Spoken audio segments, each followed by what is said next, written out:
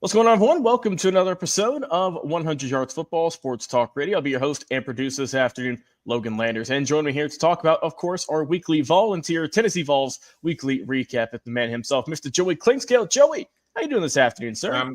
I'm great. How are you today? I can't complain, Joey. It's a great Tuesday out here in the Peach State here in Georgia. The sun's shining, a little bit chilly because we know fall is in the air, but we are doing great and talking some great Vols football here today. Going to be talking all about their upcoming matchup against the Alabama Crimson Tide. And, of course, don't forget our legend segment. Got a little bit of a twist on it today. It's not just one legend, but it's a group of legends. Can't wait for you guys to hear more about that here in just a few minutes. But before we get into the show and talk more about Tennessee and their big upcoming matchup, guys, if you enjoy the video, please like, comment, share, and, of course, subscribe on the channel, Facebook and YouTube, main two platforms. But you can also listen to our podcast on all audio versions you choose out there, like Spotify or Apple Podcast or anything along those lines. Just type in 100 Yards of Football, and you can find all of our shows, audio versions we've done throughout the entire week, getting ready for previews, interviews, and everything else in between. So, without further ado, let's get into it. The Tennessee Volunteers talking about their upcoming matchup with the Alabama Crimson Tide, 7:30 kick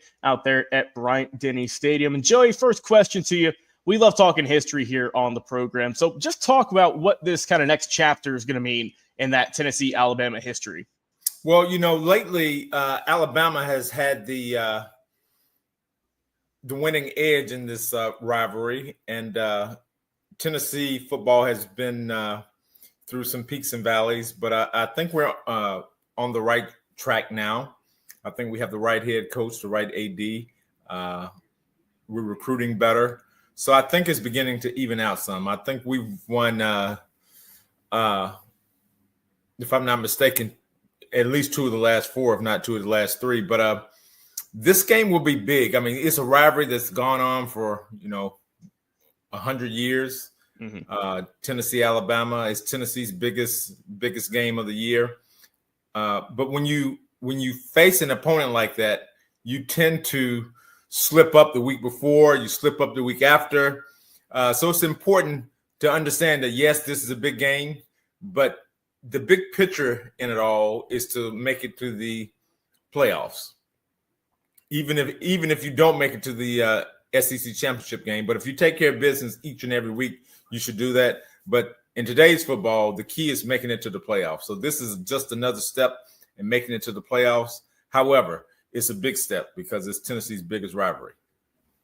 Yeah, no doubt about that. And, man, we faced a real kind of collision course with both these teams. Like I said, they've looked good throughout the season. Both had, one had a tough loss. Obviously, Alabama early in the year to Florida State, and Tennessee, their lone loss of the year comes to the Georgia Bulldogs. So they both come into this matchup with one loss. And it's also interesting, too, Joe, just, how this game is really going to affect potential playoff seeding when all things come to fruition, because we know the SEC is just stacked with great, teams left and right. Many of them, the top 25 each and every single week, and a lot of them closer to that top 12. So all these SEC matches, especially high-ranking ones like this, mean just that much more. But talking about the Vols, and we know that they did get the win in their previous matchup against Arkansas in a close 34-31 matchup. Not a lot of people saw that coming, but to Joey's point, that might have been bigger eye on the prize with Alabama. Overlooked the Razorbacks, who looked impressive. Ultimately, Tennessee able to pull it out. So, Joey, what do the Vols have to do to win this ball game this upcoming week, and what can they do to kind of fix some of the issues you saw against the win against Arkansas? Well, I was at the Arkansas game, so it was really a tale of two games, to be honest with you, because I left early, unfortunately, late in the third, early in the fourth quarter, and Tennessee had a comfortable lead. I'm in the car, and the comeback starts. Defensively, Tennessee has really – it's important that they really buckle down. They have not had a defensively, they've struggled, to say the least. I mean, right now, they're allowing 29 point. I'm gonna read some stats out here. They're allowing 29.3 points a game. It's hard to win football games when you give up that much.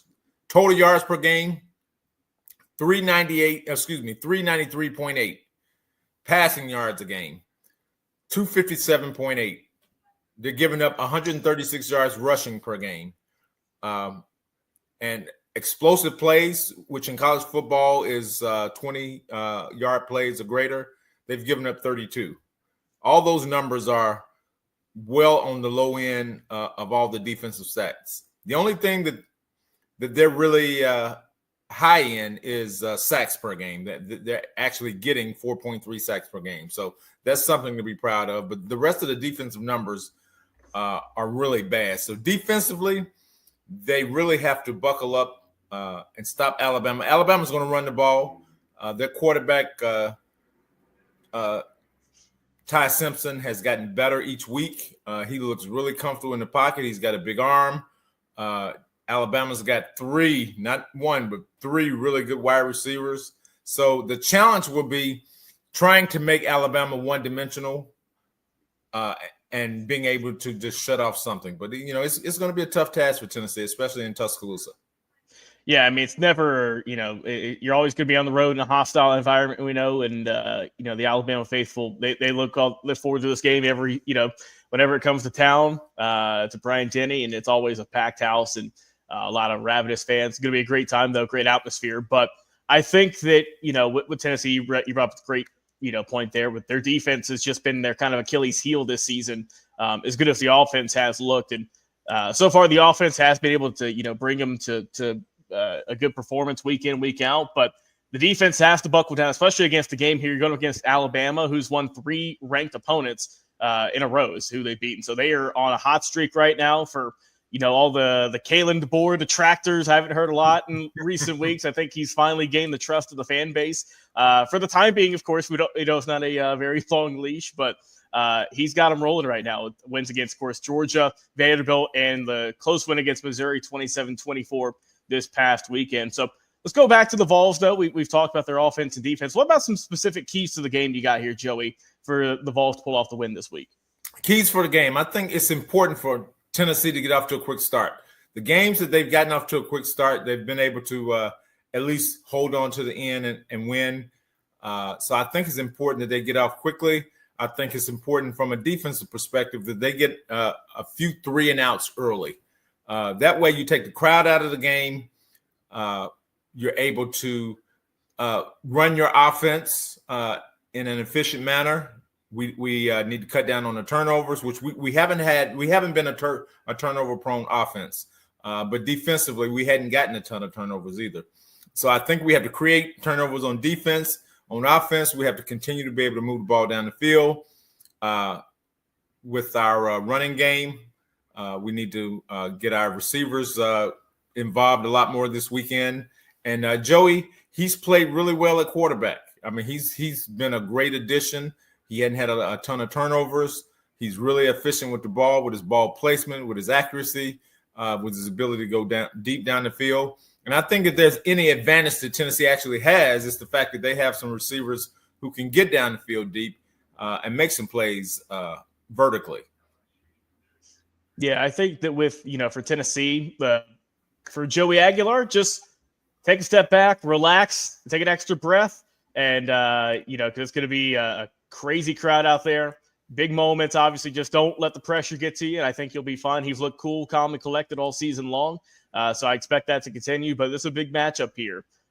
2 teams going at it, and you don't want to lose this game, about midway point through the season. You don't want to lose any standings there in the SEC. So, Joey, that leads to my final question here before we get to our Legends segment. And with this Tennessee game against Alabama, win or loss, what do you think it's going to look like for this program if regarding which direction it might go after this upcoming weekend? Well, I think this game will be big for both programs because one program is going to walk out of the door with 2 losses. And that, while that will not completely take you out of the playoff hunt, it will probably force you to depend on someone else to get into the playoffs. That's the way I'll put it. So it's big. Now, if the game is close, I think they both could come out of here with a chance to get into the playoffs, despite one or the other not making it to the SEC championship game. So it'll be really interesting. It will be a physical game, no doubt about it. The Tennessee-Alabama game is always physical. It'll be tough. Again, it'll be on the road. I don't know what the weather is supposed to be like on Saturday in Tuscaloosa, but if it's a sunny day, it very well could be a shootout. I don't think it will be, but it very well would be a shootout. I normally would pick a close game, but the way that Tennessee's been playing defense, again, giving up almost 30 points a game, I can't see realistically Alabama scoring less than that. So Tennessee will have to score a lot of points to win this game, and I think they're capable of doing that. Yeah, like I said, with the way the defense has played this year, you have to really trust your offense in a game like this to put up as many points as you can. The offense coordinator, all the respectable coaches over there, they know that they got to get it done. They can't lay a goose egg in any quarter. They have to come out firing from the gates, to build that momentum early on. Like you said, if you get that early point swing to get kind of momentum going your way, that can take you to a victory. But you just have to, limit your three and outs, limit how many punts you go. The short possessions and whatnot. Kill some clock if you need to get some better positioning. Just kind of those small things that, we talk about in recaps that, leading up to the game that, a lot of coaches, drill into their players' heads. But I think it's going to be a good matchup. Like I said, two SEC rivals going at it once again. And we can kind of see another chapter written in this historic book here. And speaking of history, you guys know we like to always go back in time a little bit and talk about certain players, or in this case, players or teams specifically, because we're talking about the legends today, not just one player, but of course the entire 1985 Tennessee Volunteers, the Sugar Bowl team. And Joey, let's get your reason what you want to talk about this team for here this afternoon. We know that they are just icons, all of them in Tennessee folklore, but give us your thoughts here today about what you want to talk about specifically with the Sugar Vols. Well, I was a part of this team, and this team, along with in Knoxville this past weekend, they had a championship weekend. So this team was honored. The 90 team was honored. The national championship team, women's basketball and track. So it was a great weekend in Knoxville this past weekend. However, this team, this 85 Vol team, really was a team of destiny. I don't think the expectation was for the team to be as good as it was, to be quite honest with you, at the start of the season. But a lot of tough-minded players, a lot of guys that came in together. And, the 82 recruiting class, which, I was a part of that recruiting class, kind of helped turn the program around. It was a few years of losing football in Knoxville before we got there. But I think this 85 team really helped the program turn the corner. We finished 9-1-2 that year, I believe. Again, we beat Miami in the Sugar Bowl, who was a very highly ranked team. I think that football team in Miami had 19 guys on it that ended up being first-round draft picks. That's how deep they were. Jimmy Johnson was the coach. Vinny Testaverde was the quarterback. And we played him in the Sugar Bowl, and obviously we won 35-7. They scored the first touchdown, and we scored the next 35.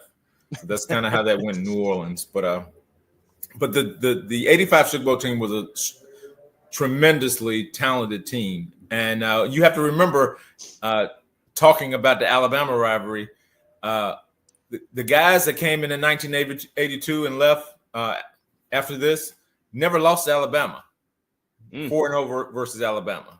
So this is a group of young men that took the rivalry seriously, that played from their heart.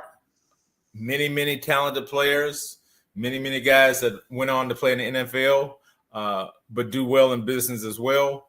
But, this was truly a team of destiny. Yeah, I mean, just looking at this team, and like you said, obviously you had the first experience with being on this team here in the 85 season. Like I said, Johnny Majors, our masterclass season, 9-1-2, but it wasn't just all peaks. It was some valleys as well, because coming to the season, you guys were unranked. You go up against number 10 ranked UCLA at the time. You tie them to start the year, 26-26. So I'm sure, obviously anyone wants to win, but I guess the tie is the next best thing in this case to at least get you guys at least noticed there against the Game Bruins team. Yep.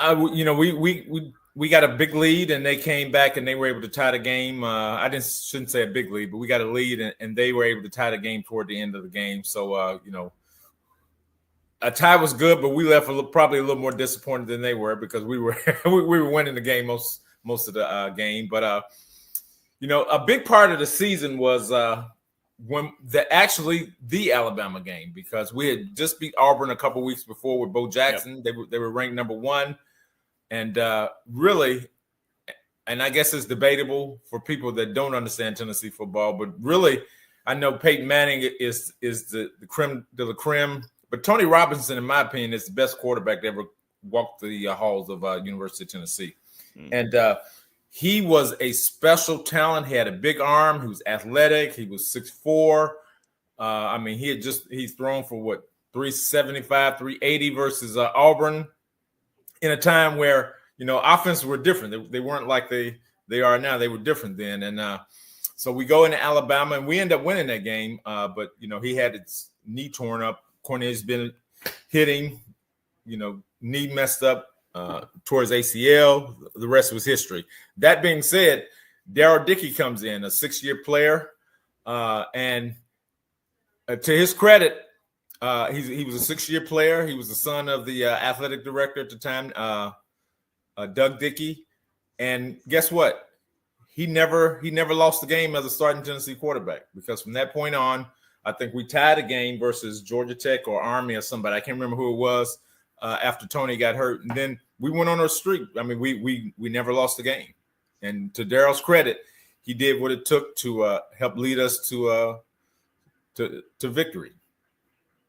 And also that was a 16-16 tie. That was against Georgia Tech there, October 12th from that game. So, like I said, as soon as Darryl gets in, that's kind of all right. Let's get the offense figured out, and then, like I said, you kept rolling after that. You beat you got the win over Alabama, a game we just talked about, obviously. 17-10. Jeff Powell, great game overall, and we haven't even talked about how pivotal he was to this 85 team here. They beat Rutgers, dominated them 45-3, and then Memphis State. Sorry, our guy Vincent Turner. I know that's your team, 35-21 for the Vols, and then like I said, 30 shutout against Ole Miss. I know that one felt good, and then the year 37-10 against Vanderbilt, clinched the SEC title. That's your first one since '69. So it had been some time since you guys won the title. I'm sure that felt just tremendous to end the regular season just on that high of losing, like I said, your star quarterback, one that, in your opinion, is the GOAT among GOATs, and I think a lot of people expect to. But for your starting star quarterback to go down midway through the season, then you bring in like I said, a 6-year guy who's the son of the AD to ride it all the way just to winning an SEC title. I'm sure was a tremendous feeling, but like I said, you weren't done then. Big game, and the reason you guys got the nickname for Sugar Vols is the big win, of course, over the Hurricanes, a team in which you guys were very much the underdogs for. I think it was a 12-point favorite for Miami heading into that ball game. So I know you guys had were locked in that week, and we're just eyeing that Miami team, and just grit your teeth and get through. It's like you said, the amount of talent they had on those teams were. I mean, they had all-star teams. They had the Pro Bowl teams just in the U at that time. But let's talk about that just Sugar Bowl game in general, Joey. Just break it down a little bit more. Kind of going into it, knowing that a lot of people were counting you guys out, but I know the momentum that y'all had riding into that game. How was it go? How was it feeling just in the locker room leading up to that matchup? Well, it felt great for us. I mean, quite honestly, I think Miami took the speed that we had on our team. They didn't understand the speed level that we had on the team. I mean, we Tennessee's always had great amount of speed, especially the receiver position, track guys, the Sam Grady's, the Willie Galt's in the past, the Mike Millers, all those guys were Olympic medalists in the sprints. Jeff Powell was a hurdler. So we were always a fast team. And I think when we got there, they couldn't, it kind of took them off balance because they were used to being the fastest team on the field, and they weren't that night. We had Chris White, a guy who led the country in interceptions coming into the game, and I think he got a pick six in that game. So, and we had a lot of guys, really athletic guys on the team that really made a difference. Jeff probably could have scored twice. He fumbled, I think, on the 1 yard line, and Tim McGee recovered. But then he had another big run, a series or two later, and where he just outran everybody as a running back. So I think they were in shock after after a while of the speed and the physicality that we displayed that night. Yeah, I mean, like I say, you got the Testaverde, you got 3 picks off of them, so that you halted their offensive game. Dickey was the offensive MVP, and like you mentioned, Chris White won the defensive title for MVP of that game. Jeff Powell is 60-yard run. Like I said, it's in all the hype videos for Tennessee. You see any weekend, anytime they're facing.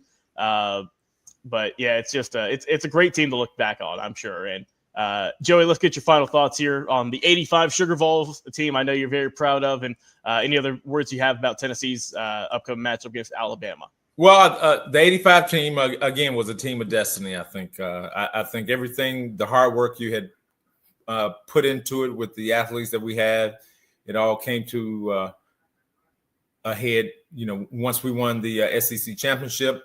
So we represented the SEC in the Sugar Bowl down in New Orleans. It was a great week. And we finished it off with a big win.